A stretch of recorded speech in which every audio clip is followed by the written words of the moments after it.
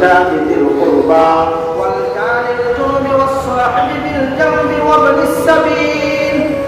মানবাধিকার কিভাবে করবা, কোন নীতি নিয়ে, কোন আইন, কোন নিয়ে তোমরা সামনে মানবাধিকার সংস্থা করবা। আল্লাহ তাআলা কোরআনের মধ্যে বলেন ওয়া'বুদুল্লাহ ওয়া লা তুশরিকু বিহি শাইআ।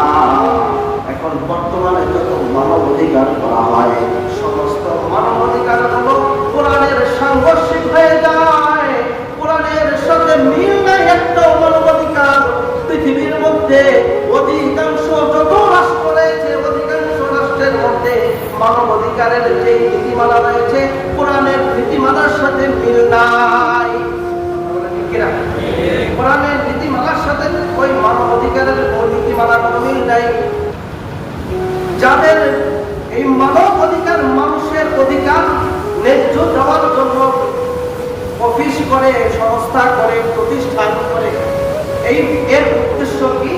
রাষ্ট্রের মানুষগুলো যাতে নিরাপদ থাকে, রাষ্ট্রের দুর্বল মানুষগুলো তাদের দুর্বল যেন আর না থাকে, তাদের যেন হক আদায় করে দেওয়া হয়, দুর্বলদের সহায়ক হয় এবং সবলদের যারা ক্ষমতাসীন আছে, যারা জুলুম করে, তাদেরকে ঠান্ডা করে দেওয়া হয়, তাদেরকে নত করে দেওয়া হয়। হাদিসের ভাষায় রাসূলুল্লাহ সাল্লাল্লাহু আলাইহি ওয়াসাল্লাম বলেন, দুই শ্রেণীর মানুষদেরকে তোমরা সাহায্য করো।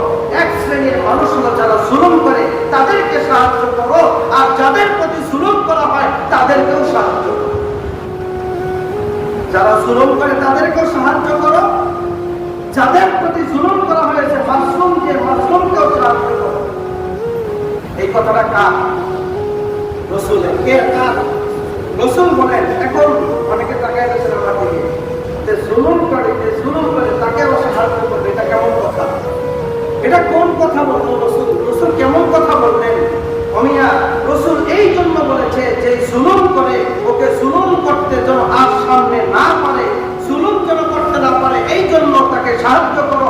অর্থাৎ জুলুম করা থেকে তাকে বিরত রাখো, জুলুম করা থেকে তাকে ফিরে রাখো।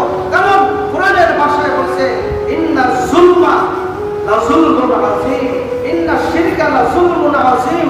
এক আয়াতে আল্লাহ রাসূল বলেন ইন্না যুলমা লা যুলমুন আযীম। জুলুম এত বড় ভয়াবহতা, জুলুম এত বড় কঠিনতা, এত বড়। রাসূল বলেন ইন্না যুলমা লা যুলমুন আযীম। হাদিসের ভাষায় বলেন জুলুম এত বড় সাংঘাতিক ব্যবস্থা, ভয়াবহ এত বড়, যে জুলুমকারী হাসরের ময়দানে সর্বপ্রথম যে বিচার কার্য করবেন আল্লাহ তাআলা, সর্বপ্রথম মানুষের জুলুমের বিচার আগে করবেন। এই জন্য হাদিসের ভাষায় বলেন ইন্না যুলমা লা যুলমুন আযীম। নিশ্চয়ই জুলুম।